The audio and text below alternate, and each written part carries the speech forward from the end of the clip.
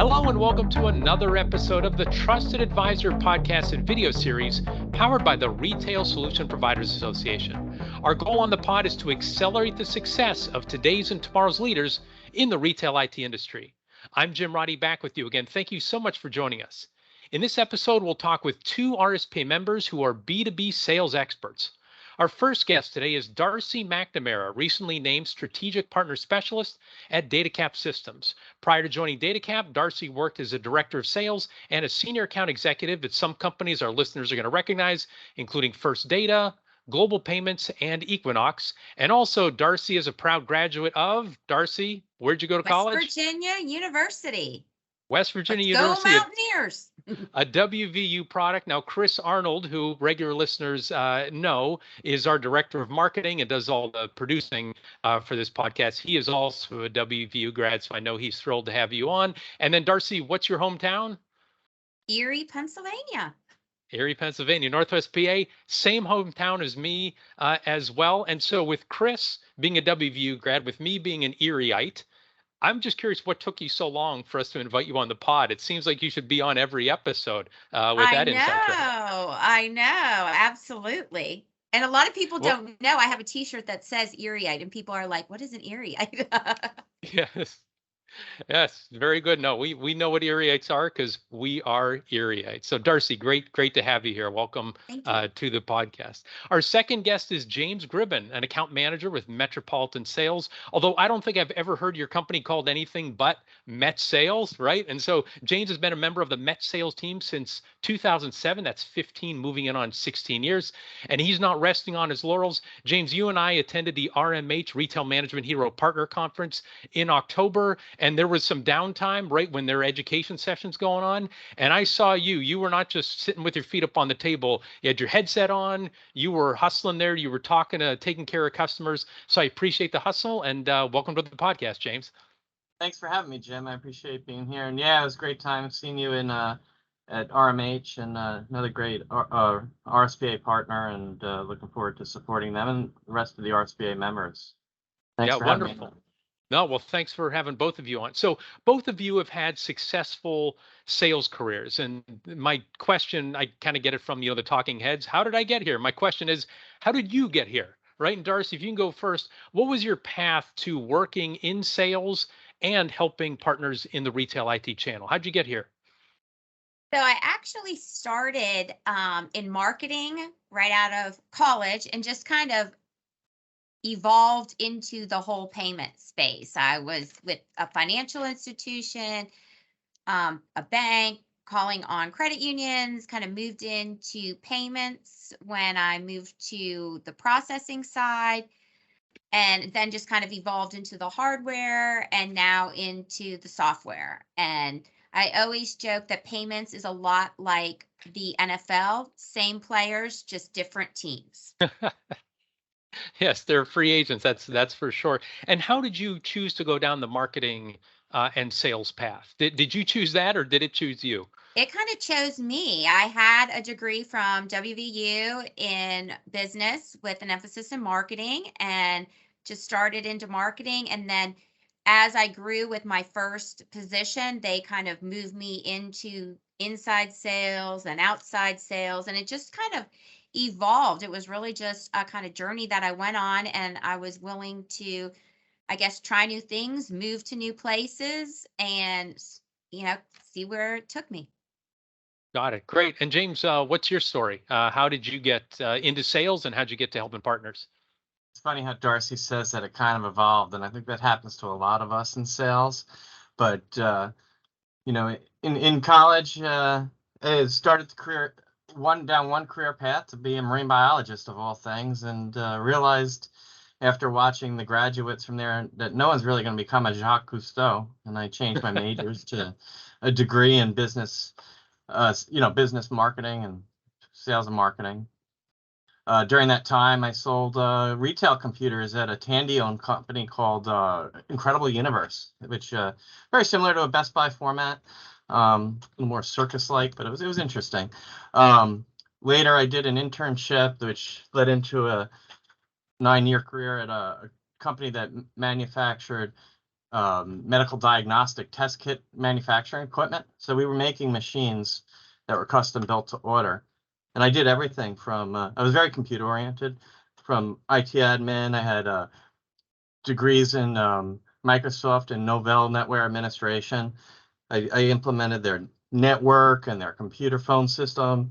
And they moved me into marketing to do like Photoshop and make their spec sheets and PowerPoints. Next thing I know, they're like, can you go to trade shows? And the salesperson left, and I was their sole salesperson at that company for 7 years, selling $250,000 big custom built to order automation machines to pharmaceutical companies, traveling all over the world selling custom built to order machines, which gave me a good background, having that, being able to deal with a diverse culture of group of people. So I think I gained a lot of listening skills doing that. But found another company on Long Island, Metropolitan Sales, which, although they sound so drastically different, the amount of technology that went into those machines kind of let me into this space, selling point of sale hardware and kiosk hardware and that kind of things. And Metropolitan Sales has such a great team that I just haven't left. I have no desire to. It's just a wonderful company to work with. Right. So two different paths, right? You came down from more the technical standpoint and then switched over to sales. And Darcie, you were marketing, which again is integrated with sales. James, I do have to ask, because we hyped that Darcie was a WVU grad. Where did you attend college? Old Westbury in Long Island, in Old Westbury, Long Island. Can you say that again? It cut out for a little bit. SUNY, Old Westbury, State University of New York, Old Westbury.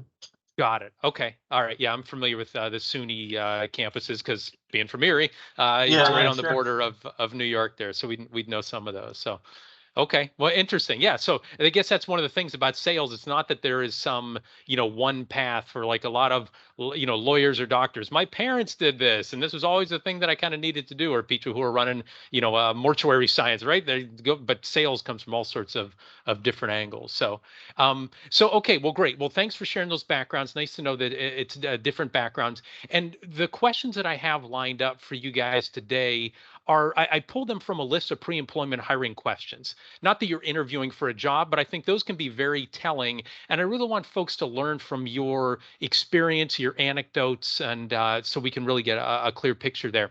And so to our listeners, if you want to get a list of a longer list of questions related to hiring, especially for salespeople, email me at jroddy@gorspa.org. That's JRODDY@GORSPA.org. And I'm going to email you a free copy of my book, Hire Like You Just Beat Cancer, that includes these questions plus many, many more. So, Darcie, my first question for you from that packet is, where are you in your job search? No, I'm just kidding. We're going to skip over. We're only going to ask the pertinent questions from that. So, Darcie, so let's start. And again, I'm going to ask both of you these questions. Not that we're going to offer one of you or the other a job afterwards, but talk about in all your work in sales, Darcie, have you been more successful servicing clients or developing new territories? And then why do you say you're more successful in one than the other?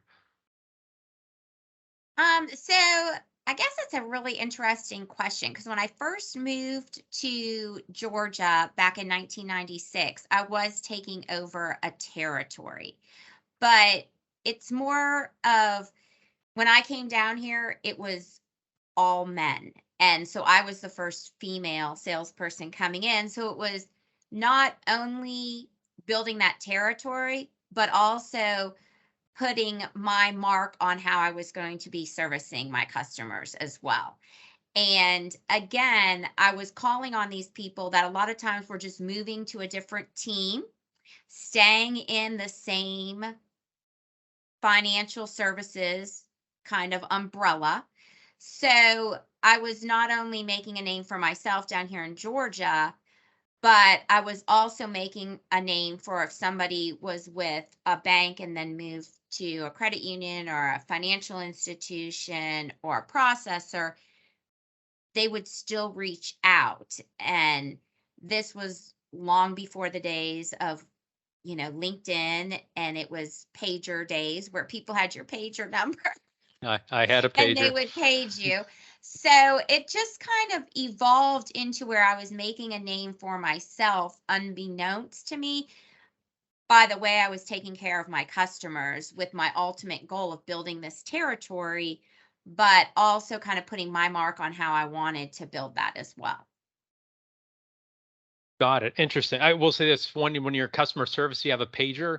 No good news is ever coming in on that pager. No one's ever saying everything's going great. Like you have 9 messages, and they're all like, "Ooh, headaches to a different degree." So, well, let me ask you: is there one that you enjoy more than the other, servicing or developing new territories? I guess at this point in your career, which do you find more invigorating?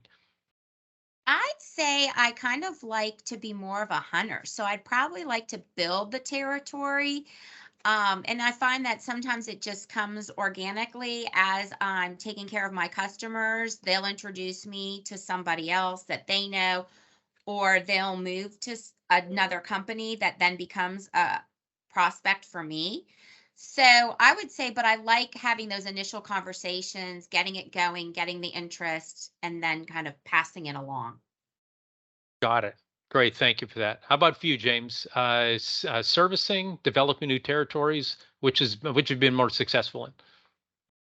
Definitely have to say servicing new customers, servicing existing customers. I've always found that giving the customers great service and making them feel like they're the number one priority at that point in time, and doing everything I can to make them feel like they're getting that top-notch service goes a long way for them, especially in our industry where everybody knows everybody. You go to RSPA, it's just as much a reunion as it is a business environment and networking environment, and you get a lot of good word of mouth referrals. So my goal is always to not ask for a referral, one thing, but if that comes with the respect that you get from doing a good job for the customer.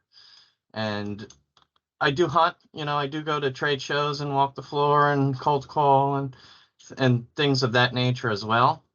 And I have gotten some of my some great accounts doing it that way. But maintaining customers through word of mouth and servicing that, providing great service, I think has gone the longest way for me to build a good customer relationship with that group. Got it. Good. Thank you for that. And then can you share an example with us? This is going to be the next question. James, if you can take this first and then Darcie next. Folks talk about sales cycles. In fact, today we're interviewed Ashley Nagy, the VP of Member Services for the RSPA, and I were actually interviewing a couple candidates for a sales job. And that was one thing that came up was like, tell me about the sales cycle for this. So James, can you first share with us an example of you closing a sale quickly? Like, what did you do to accelerate the process without being too aggressive with the prospect? Yeah, and it's like one of those things that I hate a pushy salesperson calling me. Nothing turns me off more. So it's a fine line, that you have to walk. And a fast turnaround comes from a lot of different things. Sometimes it's if you have your name out there and you're in the right place at the right time because you've laid the groundwork to do that, then a lot of those quick sales come easier. But it's not because it was easy. It's because you've laid the groundwork for that to happen. For example, it could be inventory. It could be having done a good job for a lot of those people's friends, and then you got the referral. So I've had many instances where a customer call and say, hey, reseller XYZ gave me your phone number and said that you guys carry this brand, with the Datacap solution loaded on it, or for example, can you help us out? Yeah, we have stock on that, and I can tell them about the product. What comes with that is product knowledge. We by going to events like RSPA and other trade shows as well, and staying in contact with our manufacturers, if you build a product knowledge of all the products that you have, I think customers respect that. We try not to be order takers at Metropolitan Sales, or even myself. I try to be, a trusted partner. I view my customers more as partners than as customers. If they're selling something, I'm selling something in this industry, because it's, we're only working with resellers. So I'm trying to help them sell and be an extension of their team.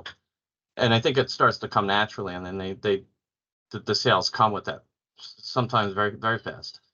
Yeah, and so one of my favorite books that I'd recommend to all of our listeners and viewers is Purple Cow by Seth Godin. And so Purple Cow is all about, you can do all the marketing on top of your product, but if the product's mediocre, like it's going to be hard to market that. It kind of sounds like what you're saying. Well, if you have the inventory and you have the reputation and you have, all these things, then it's I don't say easier because it's never easy to sell, but right. you're saying that is really what accelerates, or like you said, that product knowledge. If I do all the work and as I'm talking with this person, I can answer every single one of their questions, that's going to be better than, ooh, I got to go check on that, or I'm not quite sure. Am I understanding, is that what you're saying, James? Like you got to set and make it sure it's a fertile ground and make sure you're 100% prepared to talk to that prospect.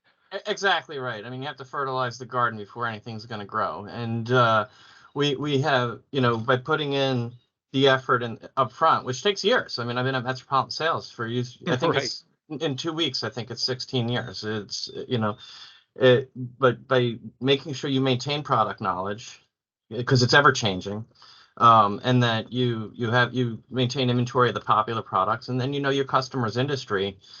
Then when those calls come naturally, and it's not a forced sales pitch, because you can have a natural conversation like we're having now. Yeah.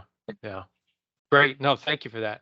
Darcie, can you give an example of you closing a sale quickly? Again, makes it sound like it's a competition. I know. Yeah. Sometimes, and I like what James said about, really being someone for them to lean on with your expertise and the knowledge in, industry knowledge and everything. And sometimes I think it also helps if you have like empathy for the customer as well and can understand what they're going through as well. Especially when challenges and stuff come up, because I did have a large customer that I had been, pursuing for quite some time. And then all of a sudden, she was too busy putting fires out. And so I joked one day that she needs a fire extinguisher. And she's like, oh, I know, I really do. So I mailed her a miniature fire extinguisher.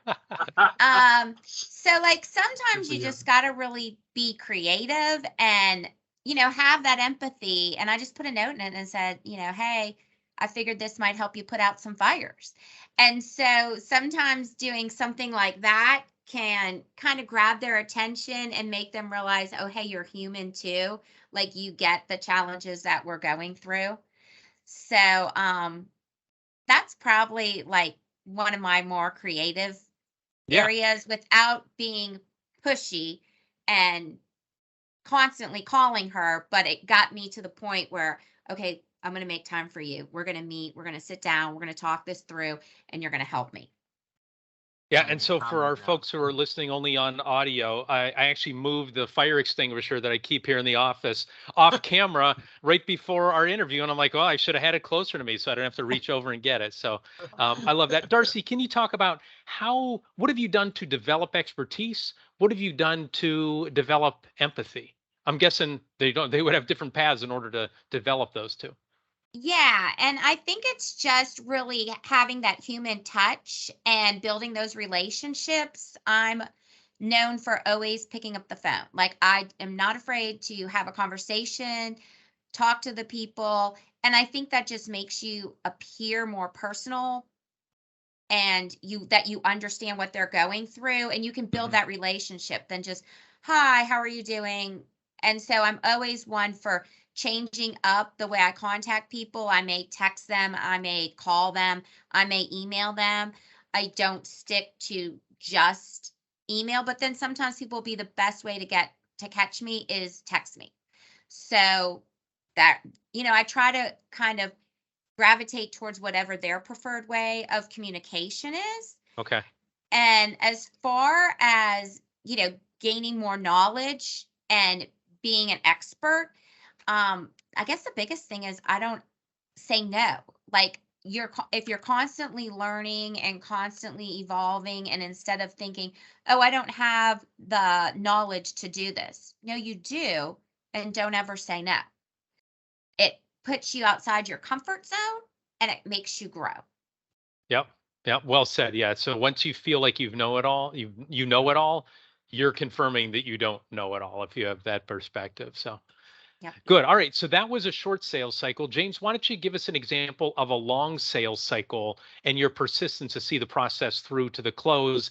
And I'm hoping this is really instructive, especially for new RSPA members, especially the vendor members, because we tell folks when they're coming on, brand new, they're like, I want to sign up this many partners or get whatever. And we say, like, this is an industry where you don't just jump in, all of a sudden people start flocking over to you. Like, it is a marathon. And so you've got to start the race now and really build over time. So talk about, again, from your perspective, an example of you being persistent for a long sales cycle. Yeah, there's a couple that come to mind.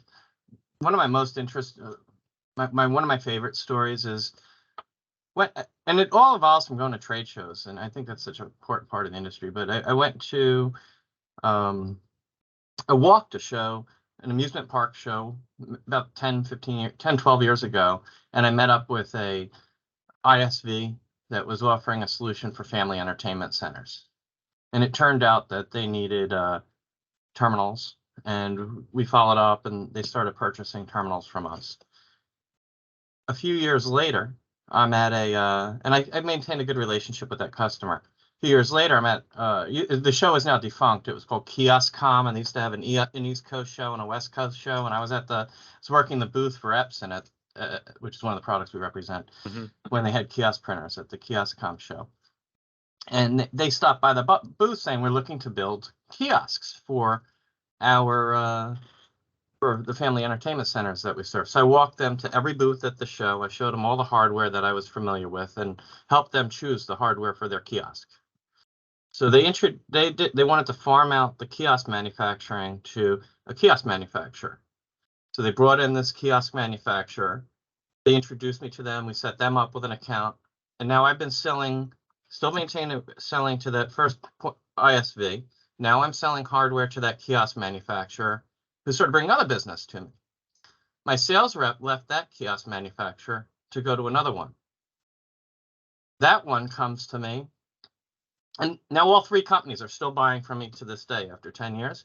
And they came to me and they brought me the largest order that I've ever received on a single PO for 2,500 touch computers for a major department store for a kiosk that they were building. I think it was for a bridal registry. And that could have been a quick sale because that company, they said, we heard you did such a great job. We think you can handle this order. And it was a quick PO for, I think it was like 2,500 all-in-one touch computers. But that process to get to that point took 5 years. And it was all by continuing to do a good job servicing each of these three accounts, and it just kind of led you down that path. And still to this day, I'm working with all three of these, and they're probably in my top 10 customers. That's fabulous. And no downside to providing outstanding service, right? It's going to pay off for you short term, long term, has all sorts of ripple effects to it. Great story. Darcie, you want to have an example to share? I do, and it's a little bit different. I had been tasked with kind of bringing on some different partners with a previous employer, and one of those was a gateway. And so when I approached them, they were kind of like, well, we have a 2-year roadmap that it's going to take for us to get you in the queue and everything. And it's going to cost this amount of money for us to do it and everything. And I just kept getting frustrated and kind of blown off. And I was like, okay. So then at a trade show, somebody had asked about it, this same gateway. And I was like, well, I'm kind of being blocked at the front door is kind of how I put it, with the put-offs and everything. And so they were a huge partner of theirs. And they were like, oh, don't you worry, we're going to come in the back door and I'm going to be your advocate and get it done. So they helped me get the integration done in 8 weeks with zero cost because I had a advocate that was already in the door with them, that was willing and believed in our product, that was like, no, you need to push this to the top of your queue. And it was amazing because something that we thought wasn't going to be completed for 2 years down the road was done in a matter of a few weeks and at no cost. So I think sometimes it's not what you know, it's sometimes who you know that can also put together what you think is going to be a long sales cycle and kind of push it along. And I think it's key to know who those people are that can be your advocate within the organization or that already have that relationship with that organization. No, thanks for saying that. And I guess one thing I've run into with VARs where they talk about some frustration with their current customers, like, how do they not know we offer this? It's not just that they knew you, like Darcie, she's nice. She's from Erie. Of course she's nice. It would also be, and they know what you do and what you have to offer, right? They knew the value that you could provide. Is that accurate? That it's not just, hey, buddy, how's it going? How was your weekend? You're constantly staying in front of them so they understand the value proposition. Am I understanding that correctly? A little bit, but also this was a new partnership with a new area. So they were wanting to push it because they had customers that needed that solution as well. So when they can come in and say, hey, we need this because it's going to help us solve a problem or a hole that we have presently, that can help as well. Got it. Yeah, it's like being truly aligned with the customer. To your point, James, not just a customer, but a partner. Like if you find those, if you hunt for those opportunities, that's way better than trying to make, what is it, a square peg fit into a round hole, doing it that way. So, all right. Well, since we're talking about sales, I do have to sell the RSPA memberships. At this point, you guys can let me know how I do afterwards. We're going to pause here, let our listeners and viewers know an RSPA membership has never been more valuable or affordable. Annual memberships for VARs start at just $250 a year. That's 68 cents a day for dozens of high-value services. And if you're a small or startup software developer, memberships start at just $300 a year. I didn't do the math. I know it's not quite 68 cents a day, but it's close enough. It's under $1 a day. I know, divided by 300. Vendors and software developers and distributors and payment processors can also benefit from an RSP membership through introductions of VAR and ISV members and by showcasing their solutions to the exclusive RSP Solutions Center and at the Retail Now trade show. We want to thank our sponsors who support the RSP community and make this podcast and video series possible. Our platinum sponsor for 2022 is Blue Star. Our gold sponsors are Brother, CoCard, Heartland, ScanSource, and Shift4. To receive the benefits of an RSP membership or RSP sponsorship, email membership@gorspa.org. All right, back to our interview packet. Who wants to take this one first? Tell me about a time you weren't getting along with a coworker. No, I'm just kidding. That's in the interview packet. You can email me about that. I will say I recorded a YouTube video to promote my book 10 years ago. That video about tell me about a time you weren't getting along with a coworker, you can Google it on YouTube or whatever, search on YouTube. It has like 15,000 or 17,000 views. It's something like went way off the charts, and it just shows it's a problem that people have getting along with coworkers. But that's not what we're talking about today. Darcie, why don't you start us off with this? I'm curious about, you mentioned earlier about improving your skills, right? I'm guessing both of you are much better communicators and listeners than you were when you first started getting engaged in the channel. So how have you improved your communication skills over the years? Is it formal training? Is it coaching, mentors, online courses, public speaking? Is it just, engaging with as many people as possible? What have you done?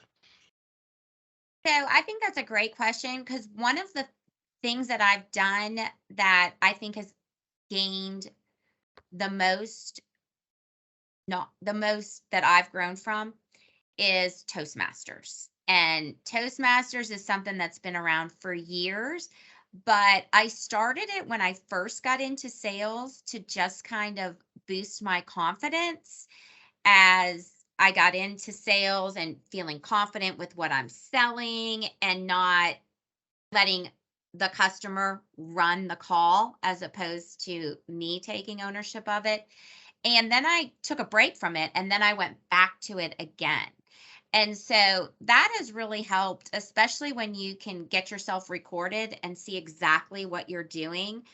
For instance, I was headed to Missouri for a call, and I just moved to Georgia. So I had, fully embraced the South and decided y'all was a great word to use on a regular basis. But I knew going to Missouri, they like to use you guys. So I had to do a whole speech and purposely take y'all out of it to kind of get me back to the basics, I guess you could say. So that's one. And then a second one is one that we're in an industry, as we know, that is heavily male dominated. So Paytech Women it used to be WNet, has Yeah. been a huge part of my career. And I've been with the organization since it first started back when I was at Global Payments, and they were one of the first originally organizations that was sponsoring it. And has just been something that has grown throughout the years. And it really helps women promote women in this industry where a lot of times it's a good old boys club. Oh, So that has really, I'd say those two have probably been the best that has just really helped. And Paytech does a lot of networking events, Zoom calls on different topics, but they're all really geared towards women. And that has really been helpful to me. Great. No, thanks for sharing that. And WNet Paytech Women now is a partner of the RSPA. Wendy Holiday, I just made a note right now to make sure I send her this episode to make sure she knows you're saying great things about her organization. And it's interesting you talk about confidence. And I know Ashley Nagy and Ayana Scriven from the RSPA team just went to the WNet, now Paytech Women event recently. That was a big thing that came back. I guess if you can open up eyes, Darcie, to folks in terms of how important confidence is and actually going out to, so for knowledge, or I should say this, people just say, be more confident, but it's really coming down to, if you get the knowledge and you practice your communication skills, that will result in confidence, as opposed to like, just stand up straight. I guess if you can add a little bit of color to that, Darcie, in terms of developing confidence to become a better salesperson, a better business person. Yeah. And it's ironic because one of my first managers that I had in sales, that was the one thing that he stressed is you got to believe in what you're selling or nobody else will. And not everybody's going to be happy with it, but it's how you handle the ones that aren't happy is really going to build your confidence, because nobody is 100% thrilled with everything. So you're going to have the people that are not happy, but you're going to learn from those mistakes that get made. And that's going to help you grow. So don't be afraid to make mistakes. And it's funny because over the years, I've learned those are the things and the experiences that have helped me with my confidence growing and kind of exploding, is when I make that mistake is when you really dig in and you learn more than if you're just cruising along with little successes here. You make those mistakes, that really helps set the tone, where you're just going to get more confident and grow. And hey, I know this might happen, but I know exactly how to either avoid it or prevent it or deal with it once it does happen. Yep. Learn from those experiences. And James, I saw you vigorously shaking your head when Darcie was talking about the importance of developing the confidence, not just saying I'm confident, but actually putting the work in. Why were you in such strong agreement? She hit the nail right on the head. First of all, when you nurture the skills, the confidence comes with it, like you said, by practicing and educating yourself. And I also agree with the statement that if you don't feel confident in the product, it's harder to sell. The products that I sell most successfully are the ones that I kind of think of, if I was the VAR, the reseller in that situation, would I buy that product? And if the answer to that question is yes, then it's an easy sale. Mm-hmm. And I have the confidence because that's what I would use if I was in that situation. Not just because I have a lot of products to choose from, at Metropolitan Sales, and we can help fit the right round peg for the right round hole. And, having that product knowledge, that builds confidence right there too. So it's like you said before, it's a marathon, Yeah. And I'll say we have a guideline at the RSPA in terms of, should we sell a membership to this person? And we say, if you were a paid trusted advisor of theirs, not working for the RSPA, would you recommend they buy an RSPA membership or a booth or something like that? If those two answers don't align, well, then you got a problem, right? You should be selling something that their trusted advisor, their consultant would say, oh, you've got to go ahead and do this. James, anything else to add in terms of how you've improved your communication skills? Anything that you would suggest in addition to what you've already said? Yeah, absolutely. I mean, a lot of ways I've built it is networking. And I'm not trying to plug RSPA. It's just RSPA Inspire was a great event last year, and it puts you in a lot of situations where there's roundtable discussions, and you get to practice speaking with other people that you don't know, that you haven't met before. And whenever you're speaking with somebody new and you hone that skill, it helps build confidence and improve communication skills. I'm also very active outside of the four walls of Metropolitan Sales in my community. Active with the local church group and local charitable organizations and youth organizations. And, I've been leaders in those organizations for 20, going on 20 years. And so I have a lot of experience in public speaking. I've taken Dale Carnegie classes that focus on communication and, effective communication and listening skills. I will say I always try to keep in my mind before I go on a call to try to listen instead of waiting to talk, and it's a skill that we always have to work on, I'm sure, all of us, but it's always foremost in my mind. And I think that one of the things that one of my mentors had taught me at Metropolitan Sales, David Tal, is our VP of Sales and Marketing, was try to keep the emails short and focused. I try to keep them to 3 sentences. We're all busy and need to get to the next email. And if I can shorten my message, that goes a long way. And to always be learning. If you don't, if you think that you know it all, the moment you stop learning in this industry, I think is the moment you can hang up your hat and go back in, because it's especially with technology, it's always changing. Yeah. And I will say, you talk to a couple things to follow up on what you both said. There are kind of, I want to say pet peeves of mine, but like you said, the long winding introduction. Like I have somebody who emails me on a regular basis, trying to sell me something, and they always have the long wind up. And I just got an email that just right before we hit record, I hope you are well and enjoying the cooler weather. I know I am getting excited for the Thanksgiving holiday and some time with my loved ones. And you're thinking like, okay, that's all well and good, but that's like one of the shortest intros he's ever had. So that was one thing. The other thing, Darcie, I will say is, so I just moved here to Raleigh, North Carolina from Erie, Pennsylvania. And it's funny you bring up the y'all thing, where I've been saying to a lot of my coworkers, like, there's nothing wrong with saying happy fall. We don't need to say happy fall, y'all, right? And everybody's got t-shirts on it. And you leave a restaurant, they don't just say have a good night, they say have a good night, y'all. Like, you don't need, but down here everybody says it, like no matter what, it gets integrated in everything. That had to be hard for you to try to work that out of your system before you present it in Missouri, I can only imagine. Oh yeah. And then when you go home to Erie, everybody says, are you from the South? Yes. And you know what the plural of y'all is, right? All y'all. Yes, it is. Yeah, so I'm learning that, but I'm not. People are telling me you're going to start saying it. I'm saying I'm committed to not doing that. So we'll find out. I'm the son of 2 English parents, or I'm sorry, I'm the son of 2 English teachers.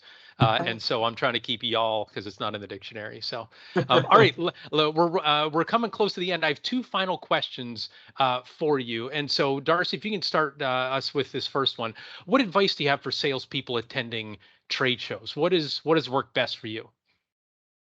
I would say the best thing is don't get caught up in you have to have the meeting during trade show hours or at your booth. Like, it's okay to have a meeting at the coffee shop or the bar or at breakfast or wherever, because a lot of times you will get another customer at that location that is either hearing you talk about your product or your service, or they're seeing, if you have something that you're showing them or something, people are going to see that.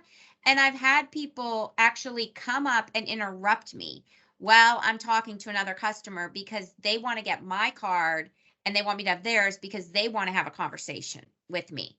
And so, and those are people that I might not have never even met coming by our booth or walking the booth. So it's good to not to go to these trade shows, but it's also good to put in the time in the morning, going to the coffee shop, getting your drink, or going and getting a drink afterwards or an appetizer or something. And sometimes when you're with those people, they're going to introduce you to other folks that they know as well that you might not have ever even had the opportunity to meet. So that's the biggest thing is I know that sometimes the shows have long hours, but putting in that time before or after can really sometimes lead to some powerful introductions. Yeah, and I can tell our audience, Darcie lives this, what she's preaching, because I saw you on the trade show floor at Retail Now, and I remember we crossed paths at Wreckers, which is in the same facility at the Gaylord in Orlando, and you introduced me to somebody there. So, yeah, 100%. James, what's your advice for salespeople attending a show? All paths lead to Wreckers. No, at least that's what I learned this year in RSPA. No, I absolutely. You got to maximize your time at a trade show, and as I always try to do, when I get to the exhibit hall, I try to early walk the floor, see what the trends are, see what what the theme of that show is, and sometimes the theme isn't expressly what the show provider put on. It's what the technology and the market trends are demanding, and you'll see it in the exhibitors' booths that they all have the same kind of trend going on. And if you try to identify that early, you can put yourself in the attendees' boots and what are they looking for, and you can kind of address their needs when they come to the booth. I try to have solutions set up, not just hardware, in our booth, because customers buy a solution; they're not just buying a component. And if you can try to get that solution across in a concise method, that's important. But then also outside of the show floor, a lot of business does get done on the show floor and in the booth and walking and talking with the exhibitors, and not just working the booth. If there's downtime, you can take advantage and network with the other vendors. Well, a lot of us aren't even competitors at these shows. We're partners, and RMH was a good example. It was partners with, I distribute product for 4 of the people that were exhibiting, and we're a member of RSPA for, I don't know, 20 plus years probably at Metropolitan Sales. And, I networked with those guys at the downtime too, to see how we can offer the best services to our customers. But then absolutely, and it's not about networking at the bar and throwing a few back, but it's about finding opportunities to meet with other customers, whether it's a breakfast with a customer like Darcie said, or meeting at Wreckers, or even going to a roundtable, discussion. If there's, I think RSPA did a great job with the women to women, and a couple of my colleagues, I encourage them to go to that are, like you said, it's a very male dominated industry, but at Metropolitan Sales, we have a really great diverse team, and we have 2 women salespeople and marketing people that on our team that are joining that organization. And I think that they would benefit for learning about the other, if you can send me the links on that, I'd like to share it with my colleagues. I think that they would like to know about those groups, that would benefit them. And it benefits our, everybody if the more knowledgeable staff that you have at RSPA and the community that we're working together to promote and build. Yeah. Amen. Well said. Yeah, you can't stay in your room at a trade show. Like to quote Mark Olson, former president of APG Caster, he would say, you can sleep when you get to the old folks home, right? So when you're at a trade show, go out there and network. I would say morning, noon, and night, but even pre-morning and even later in the evening, right? It's got to be an all day. It should be long days at a show. All right. Final question, James, if you can take this one, and then Darcie, you close us out. What's the biggest mistake you made early in your sales career? Or to put a more positive spin on the question, what advice would you give your younger self? So I would say definitely write shorter emails. It definitely took a while to master. Talk less, listen more. And it's something that even took me a while to master in my early years, is trying to focus on the value that I'm offering the customer, not trying to just sell something based on its spec sheet or price point, but what's the total value proposition that it offers? What is this?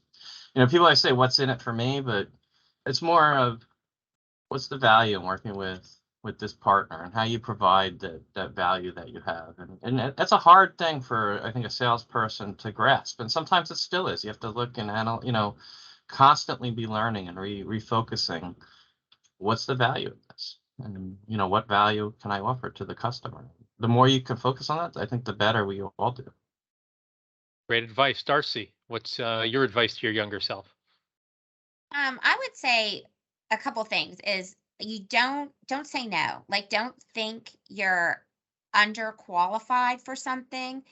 Because especially as women, we try to overthink it and, oh, I don't check off all these boxes. I only have 3 out of the 5, but it doesn't matter. Like, you can still learn it as you're going through the process. And, to just have that confidence, that will get you much farther than kind of like what James said before is like not knowing the answer when somebody asks you, like, that's a great question. Let me get back to you on that. And just having that confidence to go out there and build your reputation and your brand, your own individual brand, because that's going to carry you through every job, not I'm a salesperson for this person or director at this job. You want your brand to stand out, and that is what you develop. Great. Wonderful. Excellent advice. Well, that does it for this episode of The Trusted Advisor. We hope you enjoyed our discussion. If you did, be sure to subscribe to the RSPA YouTube channel and the Trusted Advisor podcast so you never miss an episode. We'd also appreciate it if you rate us wherever you find your favorite podcasts. My personal philosophy is the more stars, the better. And if you'd like to learn more best practices for VARs and ISVs in the retail technology industry, I'm so tempted to say y'all can check out the RSPA blog at gorspa.org and then clicking on RSPA blog. There, I said it. Before we go, big thanks again to Darcie and James for sharing their wisdom with us today. And thanks also to RSPA Marketing Director and West Virginia's own Chris Arnold for his production work, Joseph McDade for our music, and last but not least, thanks so much to you for listening. Our goal at the RSPA is to accelerate the success of our members in the retail technology ecosystem by providing knowledge and connections. For more information, visit our website at gorspa.org. Thanks for listening, and goodbye, everybody.